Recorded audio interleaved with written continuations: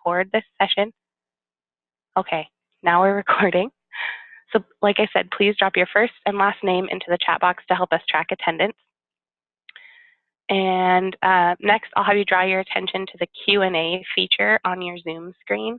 Anytime you have a question throughout the webinar, please drop it in the Q&A box and we will answer questions as we go. And finally, please do keep an eye on your emails for a weekly CBI recap. Those emails will include a brief evaluation of the session, a link to the session recording on YouTube, and any handouts, notes, slides, or assignments that were provided by the facilitator. Okay, so now that we have all of those housekeeping pieces out of the way, it's my pleasure to introduce you to this morning's facilitator, Colleen Kane. Colleen is the Associate Director for Community Engagement and Student Programs at the University of Montana and has been working to promote community engagement in higher education settings for the last decade. She earned her bachelor's in English at Western Michigan University and a master's in education at Western Washington University. Her current role with the Office for Civic Engagement allows her to help students engage in their communities and cultivate civic competencies through service learning coursework, volunteerism, leadership development, and community outreach and advising. Thanks for being here this morning, Colleen.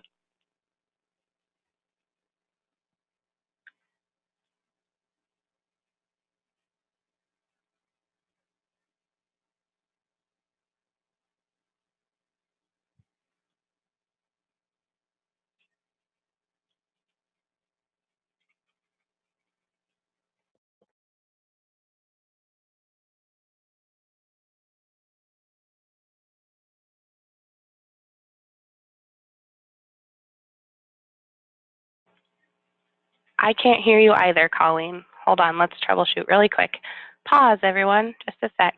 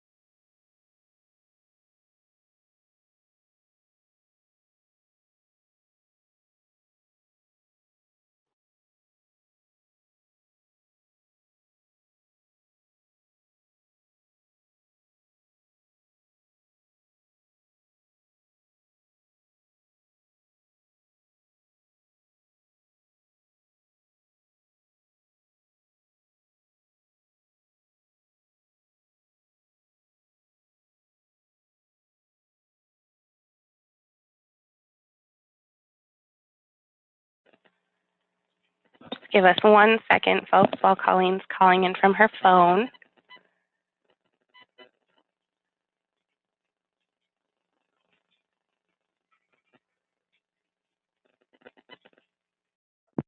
Can people hear me now? I can hear you, yes.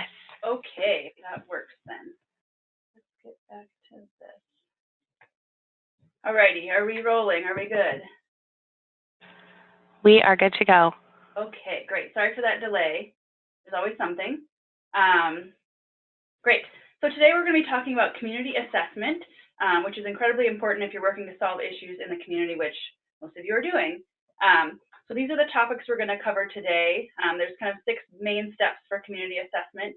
One involves, narrowing down the issues that you want to focus on, who to involve if you want to collaborate or go it alone, what questions to ask, how to collect data, and what to do with that data once you collect it.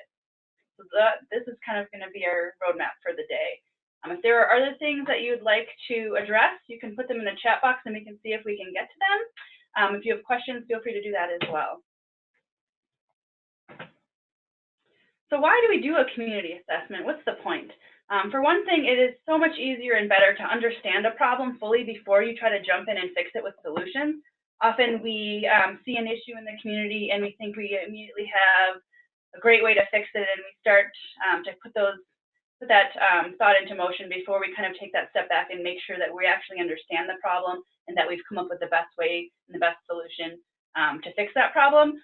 Sometimes we're not even the right person to be fixing that problem. So a community assessment will help you understand the problem better and help understand what resources you have in the community in order to best find a solution for whatever issue you're working on.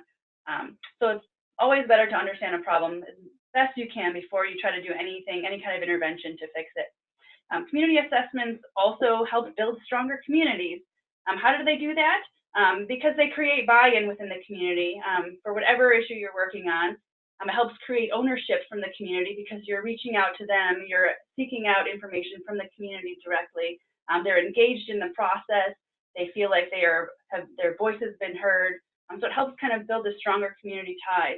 It also increases your own credibility within the community to kind of be a leader in taking on that issue.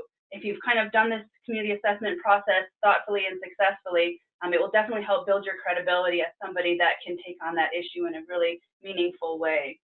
It also provides community partners with the opportunity to share how the needs of the community impact the quality of life for the larger community and have those voices be heard as well. It also works to prevent ineffectiveness. It helps identify the community's strengths and weaknesses and where any gaps may lie.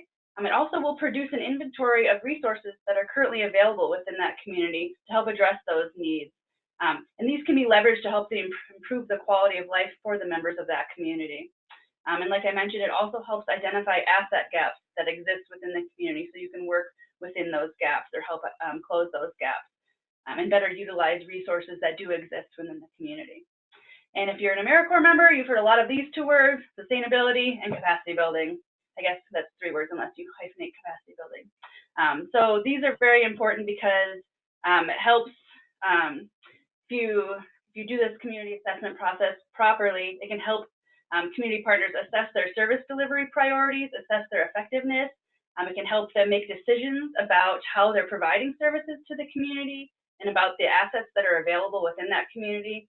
And it can also help inform community partners' strategic planning, priority setting, program outcomes, program improvements, things like that. So it goes beyond just kind of creating an intervention to help build the sustainability and capacity building piece as a whole.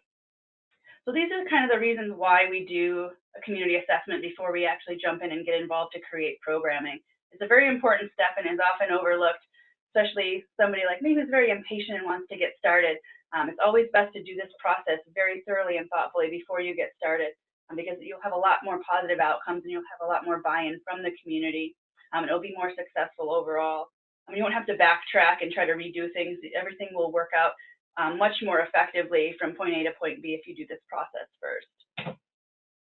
So the main 6 steps in this process, the first one is defining the scope, and we'll go into each step in detail. I just want to give you the overview now. Then talking about whether to go solo with this or collaborate with others, how to collect data, how to identify your key findings, and how to set priorities in action once you've identified your key findings from the data. Then how to share your findings, which is also important, and a step that people often forget about. You've done all this great work and how to share your findings effectively with the stakeholders that it will find that information valuable. So defining the scope, this is a challenging piece because you've got to narrow down the information that you're trying to seek in a meaningful way so that you're not looking at too big of a piece of information. And I think once you get into this community assessment piece, you'll realize just how interconnected these issues really are. And I've got a really short video that will just illustrate the kind of the interconnectedness of community issues. If you don't have, this sound doesn't play, don't worry about it. I think it's just happy music in the background. But we're gonna see if this thing works.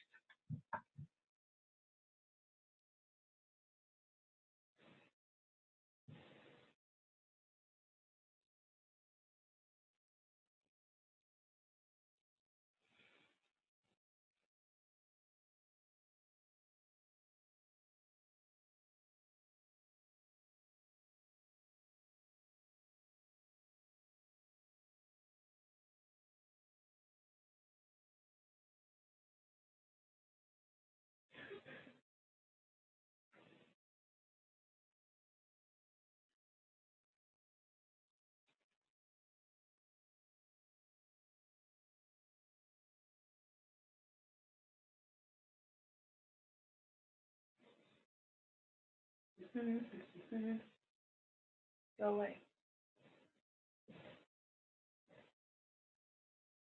So that short video just kind of illustrated the interconnectedness of different community issues, and how if you're taking a look at one thing, you may end up realizing that it's very interconnected with a lot of different issues. So narrowing the scope is really important because you can't tackle everything. You need to focus in on what exactly you're aiming to look at, and what exactly the issues that you want to address, because you're going to find that it's going to be interconnected and interdependent on a lot of other things.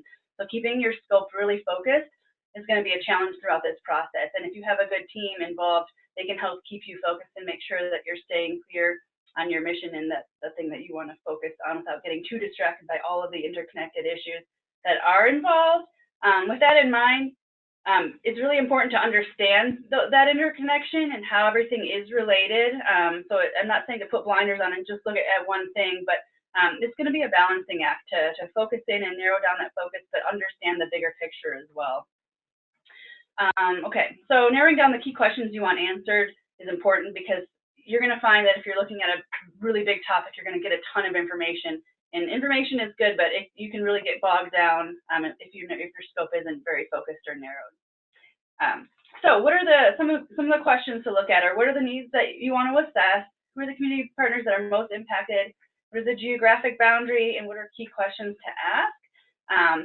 Key questions to ask, that's a great question. So I'm going to go through some that might be helpful, and I can also provide this list. It'll be in the notes section of this PowerPoint, so you don't have to write these down if one of them strikes a chord. But other things to consider for key questions is, what are the demographics of your community that you're looking at? You might want to consider income levels, race, ethnicity, number of youth, number of elderly in the community, taking a look at those demographics and how they relate. Maybe who are the faith-based and community organizations serving people in your community, and what services are they currently providing and to whom? What services are local public agencies providing and to whom? This might include local law enforcement, probation, courts, schools, workforce development, things like that. What resources are they already providing? What are organizations who are funded by foundations and government agencies doing to address community issues? Are there big grants in your community that are working to address certain things, and what are they doing and how well are they doing it? What do local residents see as the primary needs for the community? What are various intervention strategies that are already being used in the community to address some of these issues? And are those practices demonstrating any clear outcomes? Do they seem effective? Who are the leaders in your community, and what key players in local government are concerned with these issues? Are they doing anything to address them? What are local volunteer groups like Rotary clubs doing to serve the community or the issue that you're working on? Who are the people in your community who care about the issue? They might not be directly involved, but who cares about this, and who's going to be coming to the table? Who can you get? What community organizations are focusing on the issue? Are there nonprofits that are already kind of trying to tackle it, and can you partner with them rather than trying to do something different? What other types of partnering opportunities exist in your community with either nonprofits or faith-based organizations or government? What type of partnerships might be a possibility? And then what are the gaps in services to people in your community? And what would a complete system look like that served these needs very well? What could that look like if the sky was the limit? And then the other thing to think about is, are community members ready for change around the issue that you're trying to collect information around? Do you think that this will be well received by the community, or do you think that you'll encounter resistance? Those are some things to think about to help you narrow down your scope. The next thing you're going to want to think about when doing a community assessment is, should you do this alone or should you collaborate with other entities? And they both have good points and they both have challenges. So how do you figure it out? So benefits to collaboration, obviously, engages more community members. You'll have more access to resources, and it'll help you establish and build relationships that could then lead towards successful partnerships when you're in the implementation phase. So one of the most important factors to consider is your level of resources for this type of assessment. Is it just you, and do you have any help? Are you going to need to collaborate in order to get this work done, or do you have some resources that you can utilize to help do the work? So kind of think about, do you need to collaborate, or can you do this on your own? You might not have a choice. You might have to collaborate because you might not have enough resources to do this yourself. So examining that, examine the time and effort and human resources that this is going to take and that you have available. And then think about your various stakeholders, including staff, volunteers, consultants, board members. Can any of them help? Or are you going to have to reach out to a separate organization? Collaborations will increase the resources that are available to you to conduct this kind of assessment. So it can be a really positive thing. It will also help engage more community members in the process to create that buy-in. You'll have more access to data and resources. They might have collected data already that you can utilize. And it helps establish those relationships that might serve you well when you get to the implementation phase, like I mentioned. If you do decide to collaborate with another entity or another community partner, I always recommend using some type of written agreement or MOU, Memorandum of Understanding. It doesn't have to be super formal, but is a lot better to kind of set up those expectations with your partner ahead of time. Even if you just kind of outline it in an email and send it off and make sure that it's in writing. It doesn't have to be a formal MOU that everybody signs and gets copies of, although that can be nice. But it helps keep things clean and transparent if you kind of established those expectations up front and the roles and responsibilities, who's going to do what, because then it kind of eases any kind of confusion and tension that might come along the line once you're into this. With somebody saying, oh, I thought I was going to do that, or why didn't this get done? You can go back to that original document and say, oh, well, you were going to do this part, I was going to do this part, and we all agreed and we're all on the same page. You can refer back to that document throughout the process. So it can be a really helpful tool, even though it might seem unnecessary at the beginning. It might just be you and another person that represents another community partner talking, and so you're on the same page and you just get going. But it's always best to take a step back and get something in writing that you can refer back to, just to make it perfectly clear and clean and easy and transparent. It will help save a lot, maybe potential tension down the road. So it's just better to do it than to not do it. So don't forget that step if you are working and collaborating with somebody else. Challenges to working with community partners, just adding other elements, adding other personalities in. They might have conflicting priorities or another agenda. So just make sure if you are collaborating that you have those conversations up front and you make sure those expectations are clear, so that when you're into it and down the road, you're not trying to go in one direction and they're trying to go in another direction. It will just help you down the road if you can do this stuff up front. So when you begin to collect data, it's always best to begin with secondary sources or data that's already been collected or put together by others. There's a lot of information out there. You don't have to reinvent the wheel. If somebody's already done this work and collected a bunch of data, use that data. You don't have to do it all yourself if it's already there. And then you can follow up with collecting primary data of your own if you find that there are gaps in what the information is that you have. So, and that includes the firsthand data that you collect, and it often is determined by what resources you have available. But always kind of do your lit review first and see what information is out there before you start to collect your own data. You might figure out that you don't have to do the community assessment. All the information has already been collected. So you might get to see what, this might end up being less work than you thought if you can collect other sources of data first. So primary data collection, that could be restricted by your staff capacity, your funds, how many stakeholders do you intend to include is something to think about. Can you use volunteers to help with this process? And think about what resources is it going to take for you to be able to collect this data. You might want to think about, are you going to need food at your focus groups? Are you going to need childcare for people that are participating? You need transportation. Do you have incentives to give? Can you create some raffle prizes? So start to kind of think about those sorts of things when you start thinking about your primary data collection options. And as for the secondary sources, the internet is a great resource, and you can broaden your search or narrow your scope as necessary when you're looking at other people's data, because you're just kind of collecting at this point, and then you can kind of parcel it out from there and see what's useful. But it's good to focus on the quality of data that you're getting from secondary sources as opposed to quantity, so you can dedicate more time to other aspects of the community assessment. You can spend a lot of time just collecting all the data from all the places everywhere and get really overwhelmed. So just kind of find high quality data that works for you and move on from there. Don't spend too much time in this space, because it could take forever unless you're finding really good stuff that's useful. But I often get bogged down in this phase because you can just start going down rabbit holes, collecting data from all over the place. But just try to bring it back to your actual mission and what you're trying to do, and focus on quality rather than quantity.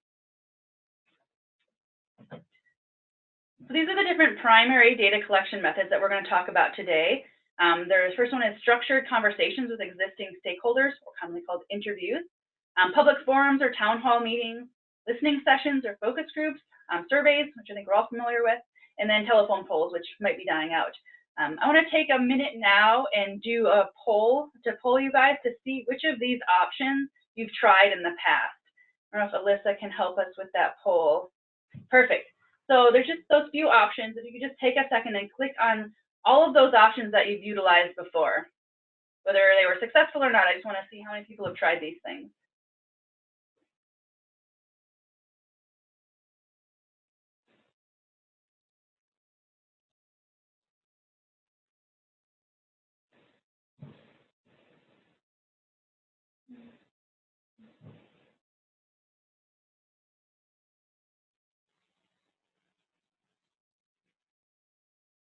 Are people voting? I can't tell.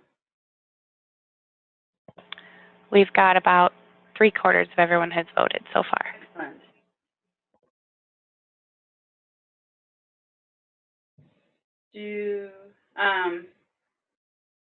I can't see the results. I don't know if you guys can see them. I can see the results. Let's see here. Okay. Do you want me to go ahead and end the poll? Yeah. Looks like everyone's about done. done. It looks like most people have clicked. Okay. So it looks like, let me see, I'm going to click end polling here. Can you see it now? Yeah. Maybe if I share them. Okay. Maybe if I move. That works. You guys see those results? It looks like a lot of people have tried surveys, which is about what I was expecting. Some people have done public forums, focus groups, and telephone polls, which is great. So you guys can see your fellow AmeriCorps members and community agencies and partners have used a lot of these resources before. So you have resources out there. You're not doing this in a vacuum. People have tried these things and they've worked. So the next poll we're going to do the same thing again, but instead of just doing the ones you've tried, I want you to click the ones that you found successful, that they met your needs and you got the information you wanted and you felt that they were successful.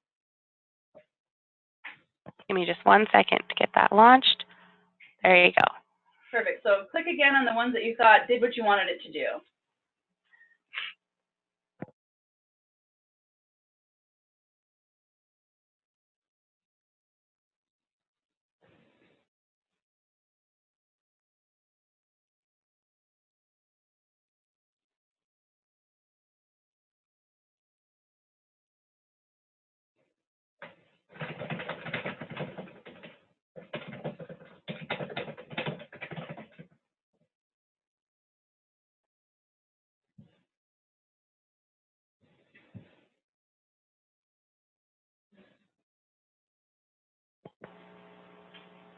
Still got some votes coming in. Great.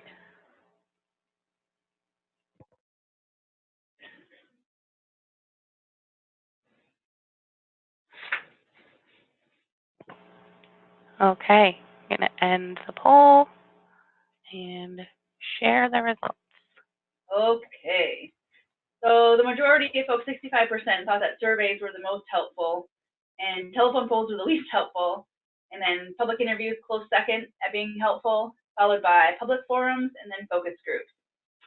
Yeah, I'd say that probably follows my experience as well, though that doesn't mean that these other things aren't worth trying, just depending on what your needs are and what the constituents are that you're working with. If you're working with older people or seniors, then telephone polls might be your better option versus an electronic survey. So you'll have to take your audience into account.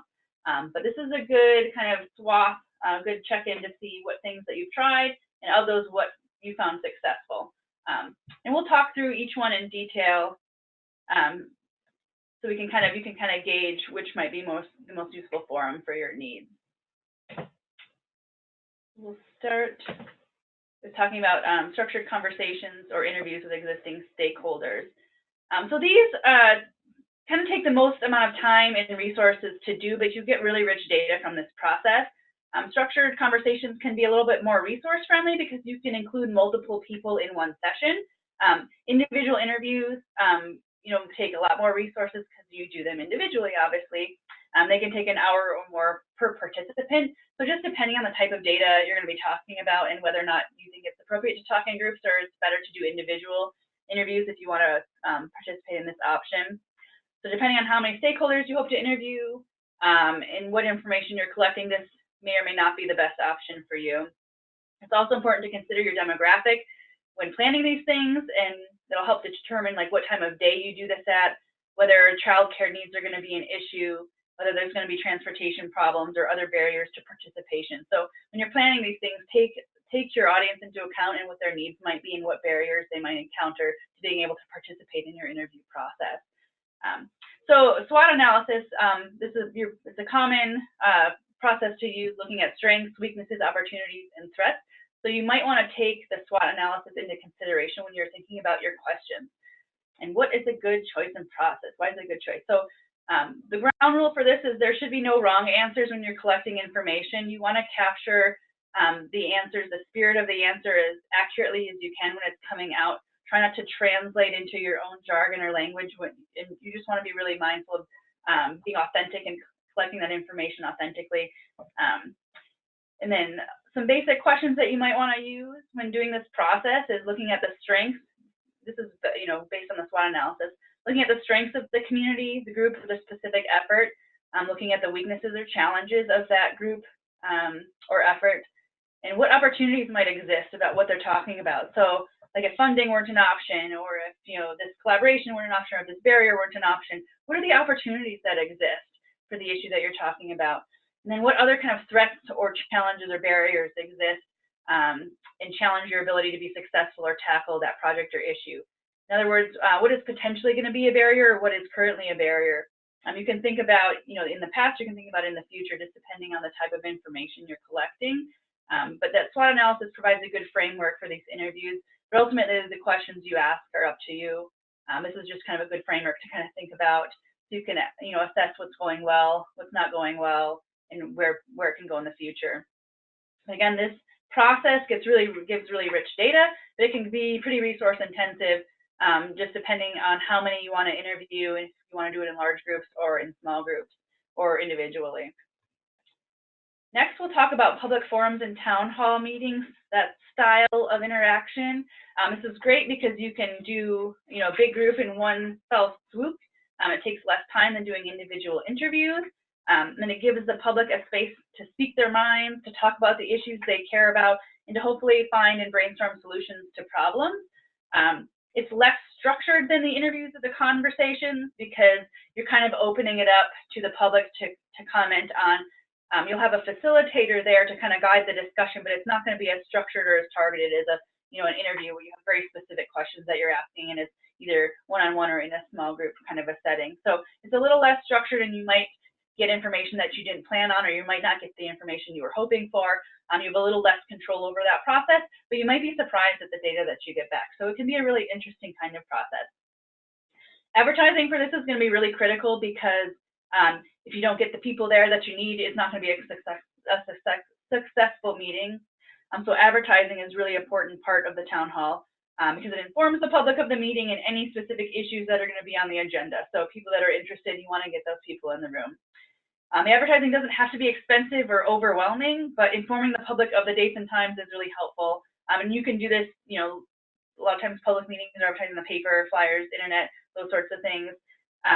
Some communities advertise those meetings on local public access television, so people that couldn't attend the meeting can still see what happened. So there are lots of options for kind of getting the word out and then helping to share the information that's that's coming up at that public meeting. So you'll setting and following a schedule prior to the meeting. Those in charge or those that are facilitating are going to have an agenda in place, but just know that that's got to be a little flexible because the conversation might go in a different direction, and a good facilitator will be able to kind of bring it back, but you might want to give some flexibility there to see if any information comes up that you're kind of surprised by or that you weren't expecting. So having an agenda is really good, but having some flexibility within that is going to be important as well. So you'll want to think about the specific questions you want to ask. You don't want to have too many questions in this because you're not going to get to them all. If you're generating good conversation, you just want to have a few really good questions that are going to get at the heart of the information you're trying to collect and let the conversation flow from there.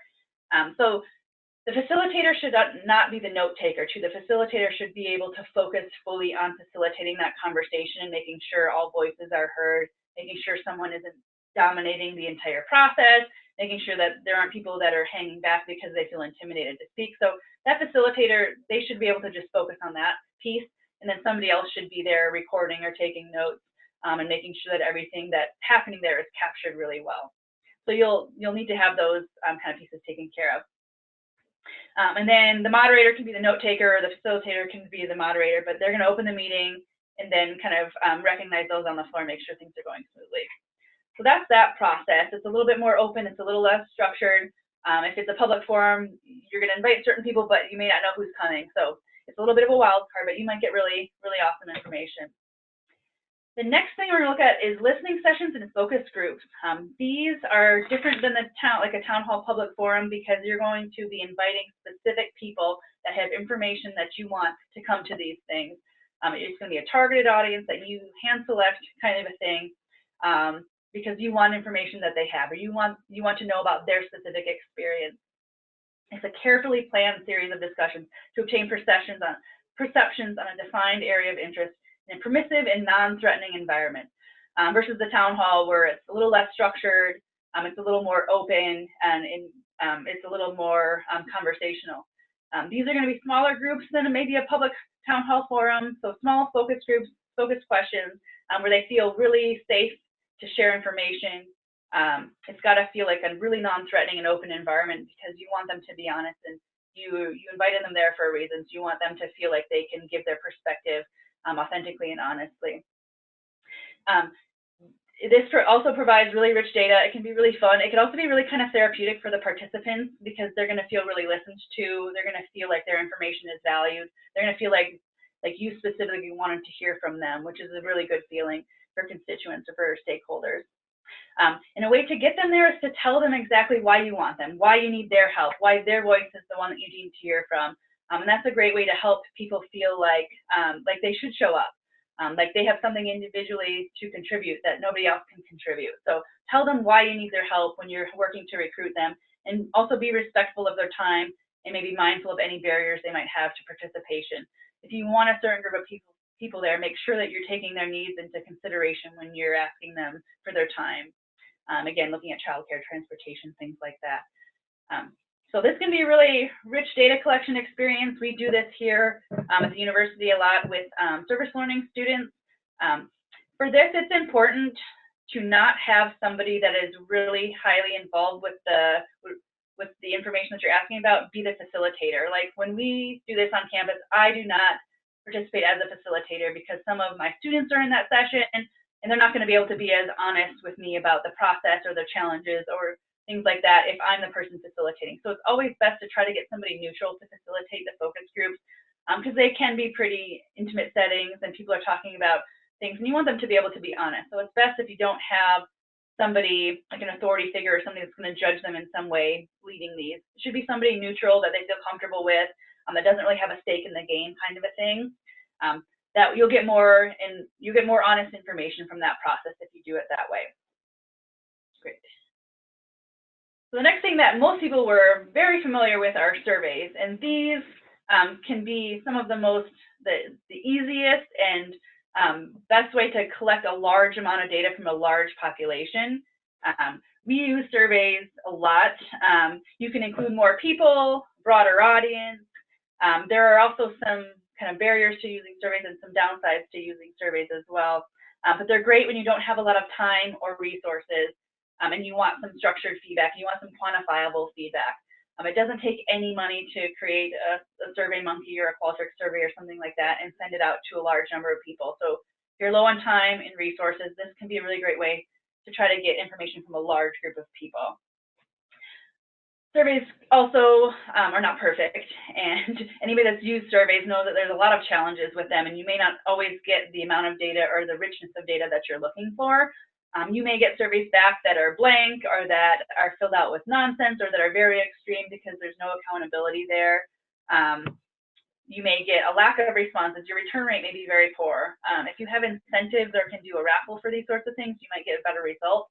If you can say, if you submit your survey, we'll enter you into a raffle for this gift card, things like that, that can help. But yeah, lack of responses, little accountability for their responses, and blank responses can be really challenging when trying to work with surveys.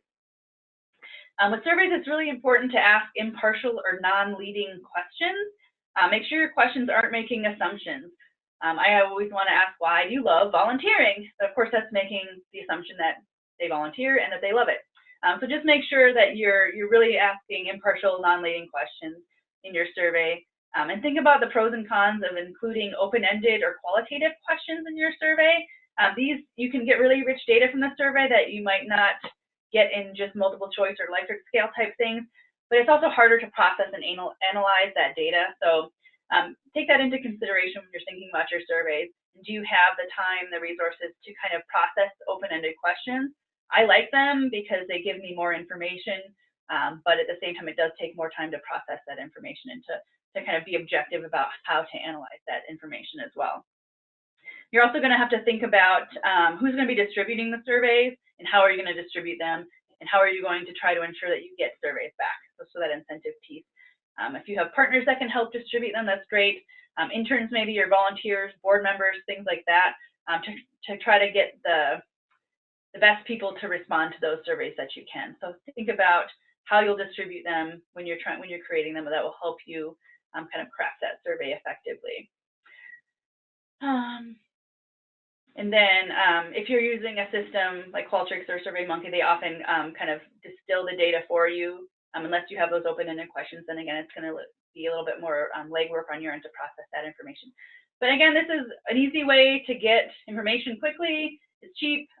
You can survey a lot of different people. It's just the quality of results that you're going to get back and the type of information you're going to get back. You want to make sure that meets your needs. Great. So steps 4, 5, and 6, findings, priorities, and action. So organize your findings. Key findings can be organized into categories to help you summarize the data. You might want to code the data and organize it that way, whatever works for you. When you separate your key findings from one another, you can use them more effectively when planning your response and your action plan. So it's best to kind of make sure that you put your data into different categories so that you can make it useful. If it's all the one big lump of information, it's going to be really hard to put that to any use. It's really hard to share that information with others. So finding a good way to kind of separate and organize and categorize your data is going to be really important. And you might find the SWOT analysis categories helpful. Other categories might work better for you. You can work with your team to figure out how you want to kind of organize that data. You're going to want to also present your findings to stakeholders and help establish priorities.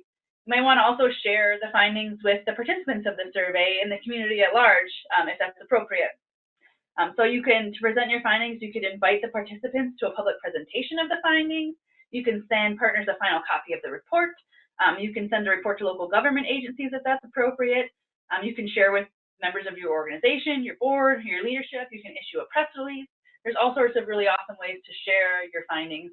Again, if that's an appropriate thing to do, it might not be. You're going to want to think about, once you have your information and you're sharing it, this is going to help you start to put in an action plan in place. So you're going to think about, what resources do you have? What interventions are possible when looking at this information? And you want to prepare for potential changes when setting priorities. Once you do your community assessment, your original idea might not make sense anymore. You might have to change what you originally thought you were going to do based on the information you collected. So kind of prepare yourself that potential changes might occur, and that's okay. That's part of the process. You might end up having to go in a completely different direction because that's where the community needs are driving you. And just be aware that might occur.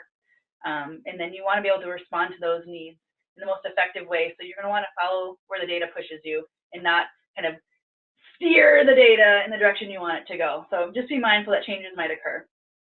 And then you're going to work to create an action plan.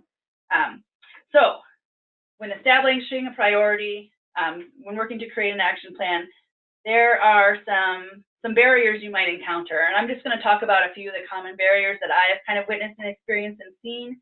And you might have additional ones that come to mind too, or that you've experienced. But just kind of keep these in the back of your mind for potential problems that might arise when you're trying to take this data and put it into an action plan or to analyze it in general. So setting priorities can be challenging because it requires developing a consensus among stakeholders on how the community issues should be addressed. It's a challenging process, and everybody's going to have different ideas. Everybody's going to come to the table with a different set of priorities, a different set of background experiences, and a different perspective. So this can be a challenging process, but it can be a really rich and meaningful process if done well. So potential barriers you might encounter could include what I call the human problem. Just getting people to focus on key issues, decisions, and conflicts, getting them to set priorities. Why are we doing this and what are the stakes? Getting people on the same page and getting them to agree, things like that. So just the fact that people are human is going to create a problem for you because everybody is different. The way that you can help address this is working to set initial priorities. And this can go back to when you had that MOU, when you started to work on doing this research with community partners. If you have a kind of agreement in place on where you want to go with this information, that can help sustain you throughout this process as well, to keep everybody on the same page and make sure that you're working towards the same common goal and reminding each other that you're working towards the same common goal. So if you start to feel fractured or you're moving in different directions, you can recenter each other back on your common goal. So set those initial priorities, make sure everybody understands why you're doing this and what are the stakes, so you can keep coming back to that and reminding people that, hey, we're all here for the same purpose and we want to do this well, so we're going to work together well as best we can and not get so fractured over things. You can also stress the value in recognizing different viewpoints. Disagreement isn't a negative thing. We have in our culture this idea that if I disagree with you, I'm being negative or I'm being confrontational. Disagreement is natural, and that's the only way you're going to come to the best conclusion or share different types of ideas. So try to embrace disagreement in a healthy way and really be curious about opinions that are different from yours. So you can approach that from a place of curiosity rather than aversion. It's going to be a much better process for everybody involved. So understand and recognize that differences are going to come up and that that's not necessarily a negative thing. And then build in time to allow people to reflect on the information, to process, and to modify decisions if necessary. This might look like sending out the information ahead of time so that people can have a chance to look at it and process before coming together to talk about it. It's hard to process and deal with people in conversations all at once if it's the first time you're seeing something. So maybe send out the information ahead of time and let people take some time to process it before coming together to talk about it. Another problem you might encounter when trying to set priorities is what I call the process problem, which is managing information and ideas during the priority setting process. When you get different people together around an issue they care about, everybody's going to have a different idea on how to start working around this issue, how to kind of set that ball into motion. And if you have a really good process in place, you can rely on that process, that step-by-step process, when things start to get a little hairy. So have a process in place that you want to use, and be very specific and clear about defining priorities, help minimize multiple interpretations, again, going back to that reason why we're all here and what issue we're trying to work on, and that the stakes are very high and we all need to be on our best behavior to work towards this solution. Like I mentioned before, making key information available prior to the meeting will help with this process because people can kind of think about it ahead of time and get their emotions out on their own if they need to before they come together to be productive in a group. Also be mindful of taking too much time to analyze the information. If you're looking at a big issue, and like we talked about, a lot of issues are really interconnected with other issues, you can get paralyzed with analyzing too much information. I call analysis paralysis. So be mindful of taking too much time to analyze your data. If you're having meeting after meeting after meeting and you're still kind of slogging through it, maybe you just need to set a deadline and cut it short and say, hey, we've looked at this as best we can, and now we need to move forward. On the other side of that is make sure you're also not rushing through the process. You want to make sure that you're really looking at the data carefully and making sure that you understand it. But you don't want to get too bogged down in that process because everything is really interconnected and the data can lead you in a lot of different directions. So try to stay focused and don't rush through that process, but also don't get really bogged down in analyzing it for too long. Another problem you might see is what I call the structure problem. This is trying to set priorities across different issue areas. Like we mentioned several times, everything is really interconnected, and so setting priorities that might kind of skirt across several different issue areas can be a real challenge. And for this, you just want to make sure you're cultivating really good open communication across your stakeholders and your partners that are in the room. You want to help nurture those relationships through the planning process so that everybody feels heard, everybody feels like their issue has a voice.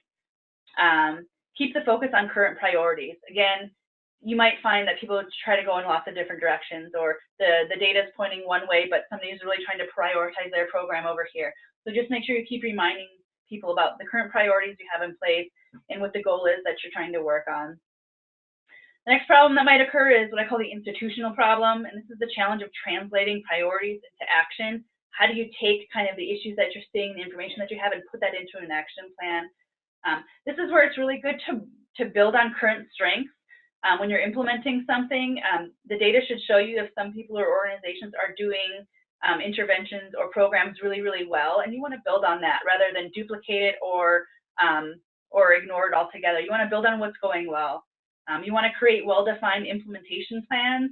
Again, really thinking about roles and responsibilities, expectations of different organizations if you're collaborating, and making sure everybody is really clear on the action steps and who's doing what and what the outcomes are going to be. The more clearly you can define those roles in that implementation plan, the better off you're going to be.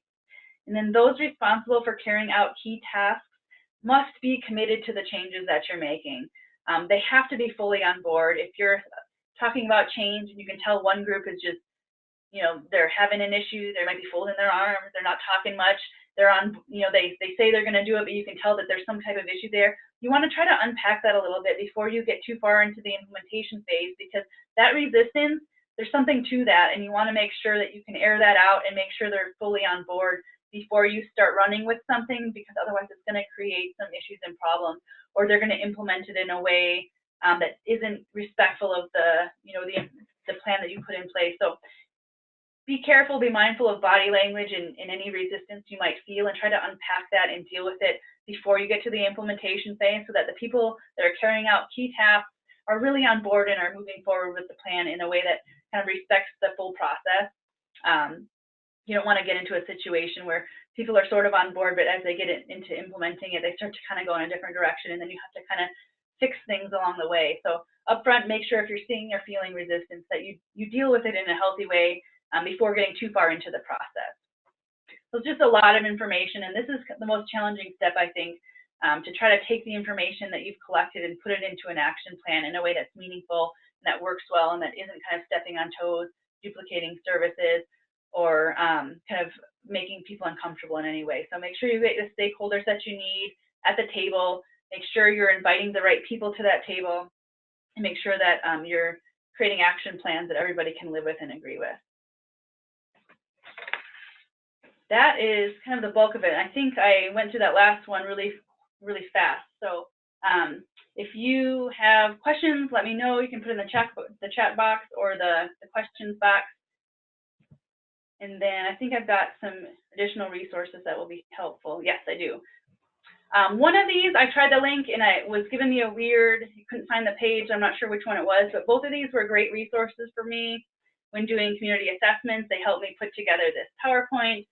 They have really interesting, and it has these steps in a lot more detail as well. If you have any problems with those links, let me know. I forget which one I was having an issue with, but it could have just been that day the website was down or something. And that's my contact information. I work with community partners all day, every day. So I probably encountered a challenge. If you're encountering a challenge, I probably had that as well. So feel free to contact me with any questions or issues. And also make sure you're using each other as resources. Like you've seen through those polls, a lot of the people that are on this call today have tried these things, and some of them with success. So make sure that you're using each other as resources as well, and then using your community, as a great resource when you're getting started with this stuff. Oh, great. Any questions, comments, issues? Great. If something comes up later, you got my email. You can contact Alyssa. She can get in touch with me too. And I think we'll post this PowerPoint so you can kind of see the links and the notes and things like that. Great.